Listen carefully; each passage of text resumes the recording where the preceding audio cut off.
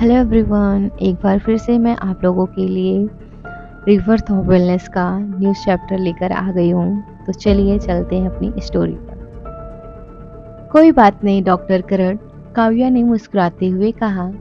जब उन्होंने शक जताया कि क्या वो शरीर काट पाएगी, उसकी नज़र डॉक्टर सुदर्शन निगम पर गई, जो अपनी पीठ पकड़े खड़े थे लेकिन झुक नहीं पा रहे थे। सर, आपकी कमर फिर से दर्द कर रही है ना? पेट में ही काट देती हूँ। डॉक्टर निगम ने काव्या को हैरानी से देखा। ये वही लड़की थी जो कुछ दिन पहले तक इस फॉरेंसिक डिपार्टमेंट से परेशान थी, और आज वही लड़की खुद आगे बढ़कर पूरे प्रोफेशनल तरीके से काम कर रही थी। उसके चेहरे की चमक और आंखों का आत्मविश्वास कुछ और ही बता रहा था। उन्होंने बिना कुछ कहे इंस्ट्रूमेंट काव्या को दे दिया। अब काव्या पहले जैसी नहीं रही थी, उसमें अब असली जिंदगी का अनुभव झलक रहा था। उसका हाथ बिल्कुल सधा हुआ था, शाल बिल्कुल सही, और हर काट एकदम प्रोफेशनल। डॉक्टर निगम और डॉक्टर करण दोनों शौक हैं, क्योंकि पेट का पोस्टमार्टम करना सबसे मुश्किल होता है। लेकिन काव्या बिना घबराए शांति से अपना काम कर रही थी। निगम साहब, ये सच में आपके इंटर्न का पहला दिन है? डॉक्टर करण ने हैरानी से पूछा। इतने साल की नौकरी में ऐसा टैलेंट नहीं देखा। पहला दिन ही है, और खास बात यह है कि इस फॉरेंसिक में आने ही नहीं था, डॉक्टर निगम बोले।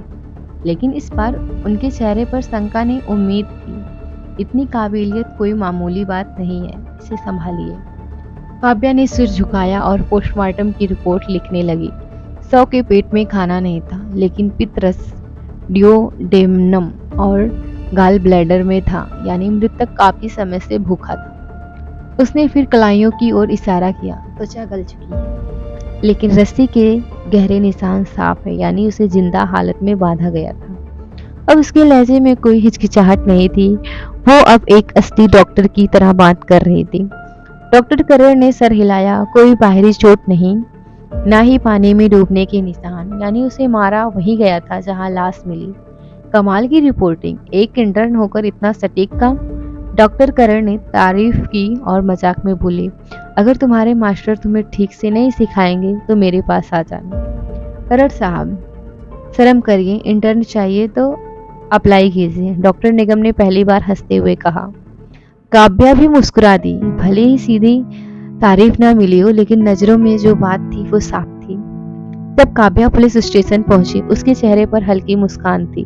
डॉक्टर निगम की सोच अब बदल चुकी थी, और ये बात उसके लिए एक बड़ी जीत थी। काव्या, बेला दौड़ती हुई आई। क्या बात है, आज तो बड़ी मुस्कान लेकर घूम रही हो? कुछ खास नहीं, काव्या ने शांत आवाज में कहा। बस 100 का पोस्टमार्टम किया। क्या सच में? बेला ने आंखें फाड़कर पूछा। आज सुबह जो सड़ा गला 100 मिला था मुंबई के वाइस क्रीक, उसी का पोस्टमार्टम किया। शायद वही था। उम्र करीब 40 साल, पुरुष, और शरीर काफी समय से पानी में रहा था। बेला को जैसे किसी भूत की बात सुन ली हो। कमाल है, तुम्हारे जैसे मजबूत दिल वाले ही फॉरेंसिक डॉक्टर बन सकते हैं। उसी वक्त एक लंबा दुबला लड़का पास आया, छोटे बाल, कंधे पर हाथ रखा और बोला, क्या चल रहा है तुम दोनों के बीच? ओ, ये है कार्तिक वर्मा, मेरे मास्टर सीनियर ऑफिसर सिंह के अंडर ट्रेनिंग। बेला ने मुस्कुराते हुए उसका परिचय कराया। नमस्ते, काव्या ने गर्मजोशी से हाथ मिलाया। मैं भी इंटर्न हूँ, फॉरेंसिक डॉक्टर, आगे केस में मिलेंगे शायद। कार्तिक ने सिर हिलाया और कहा, बिल्कुल, मजा आएगा। उसकी आंखों में एक अलग चमक थी। फॉरेंसिक डॉक्टर, ये सच में इतनी जवान और सुंदर लड़की है? कार्तिक ने धीरे से कहा। वो पहले से ही फॉरेंसिक प्रोफेशन से बहुत प्रभावित था, लेकिन उसे अंदाजा नहीं था कि इतनी कम उम्र की लड़की इस फील्ड में हो सकती है।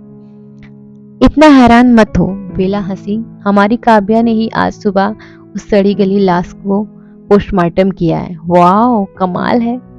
हम लोग मुंबई के वाइस क्रीक में जांच के लिए जा रहे हैं। सिस्टर काव्या, आप हमारे साथ चलेंगी? कार्तिक ने उसकी तरफ सराहना से देखा। मैं तो बस अपने मास्टर की इंटर्न हूँ, काव्या ने मुस्कुराकर जवाब दिया। कार्तिक के जोशीले अंदाज को देखकर वो मना नहीं कर सकी। ठीक है, पोस्टमार्टम में बहुत कुछ नया मिला तो मैं भी चलती हूँ। काव्या पुलिस जीप में बैठ चुकी थी। कार्तिक गाड़ी चला रहा था। बेला पीछे की सीट पर काव्या के साथ बैठी थी, और आगे की सीट पर एक गंभीर चेहरे वाला आदमी बैठा था, करीब 40-45 साल का, सख्त लेकिन शांत दिखने वाला। काव्या, ये है मेरे मास्टर कैप्टन राजेश खन्ना। ये हमारी सेकंड टीम से हैं, बेला ने धीरे से कहा। काव्या ने ध्यान से उन्हें देखा। उनका चेहरा शांत लेकिन सख्त था, आंखों में एक अजीब सा अपनापन भी था। नमस्ते कैप्टन राजेश, काव्या ने आदर से कहा। उसे ये देखकर अच्छा लगा कि अभी तक राजवीर सिंघानिया उस जीप में नहीं था, वो जो इस कहानी का एक और अहम किरदार था, लेकिन फिलहाल उसकी गैर हाजिरी ने माहौल हल्का बना रखा था। बिटिया, तुम इतनी खूबसूरत हो, फिर फॉरेंसिक डॉक्टर बनने का ख्याल कैसे आया? कैप्टन राजेश ने सीधी सादी आवाज में पूछा। काव्या मुस्कुरा दी। आपको नहीं लगता कि फॉरेंसिक डॉक्टर की नौकरी भी बहुत जरूरी है और दिलचस्प होती है? उसकी बड़ी आंखों में चमक थी और जवाब में एक ठहराव भी। राजेश खन्ना ने हंसते हुए कहा, हाँ हाँ बिल्कुल। डॉक्टर करण ने बताया था कि डॉक्टर सुदर्शन निगम की शिष्या बहुत होशियार है। लगता है सही कहा। मेहनत करो बेटा, अपने मास्टर से भी आगे निकल जाओगी। काव्या ने विनम्रता से सिर हिलाया। वो दिल से खुश थी कि डॉक्टर निगम जैसे अनुभवी इंसान के साथ काम करने का मौका मिला। गाड़ी का माहौल हल्का और मजेदार था, लेकिन जैसे ही वे मुंबई के वाइस क्रिक इलाके में पहुंचे, सबके चेहरे फिर से गंभीर हो गए। ये इलाका थोड़ा सुनसान रहता है, आसपास बस कुछ ऑफिस और एक पुरानी फैक्ट्री है। कैप्टन राजेश बोले, हम लोग दो टीम में बढ़ते हैं। एक टीम मृतक की पहचान के लिए आसपास पूछताछ करेगी, दूसरी टीम फिर से लाश मिलने की जगह देखेगी। बेला और कैप्टन राजेश एक टीम में गए, काव्या और कार्तिक साथ रहे। पूछताछ के बाद जब कुछ हाथ नहीं लगा, सब वापस उसी नदी किनारे इकट्ठा हुए। किसी को भी मृतक के बारे में कुछ नहीं पता। लगता है वो आसपास का नहीं था, कार्तिक ने कहा। शरीर को जिंदा रहते बांधा गया था और फिर नदी में फेंका गया।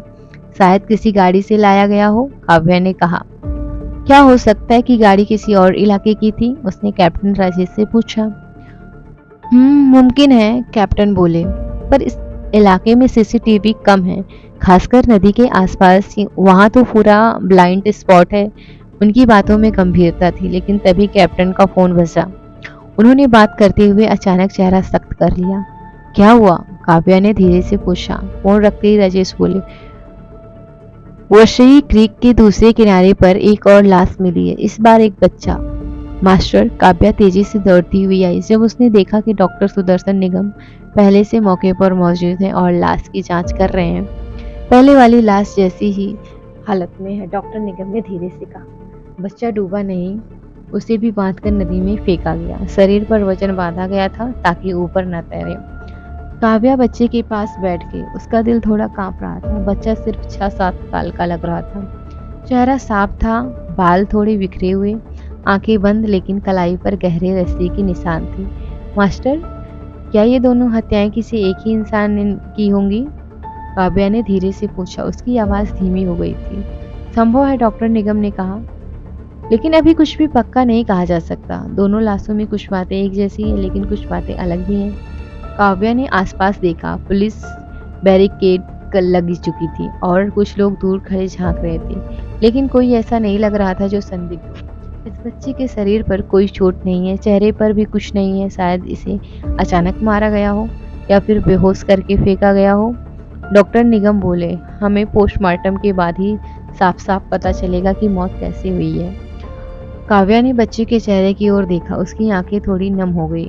मास्टर, इस बच्चे की पहचान जल्दी हो सकती है। चेहरा साफ है और उम्र भी कम है। कोई तो जानता होगा इसे।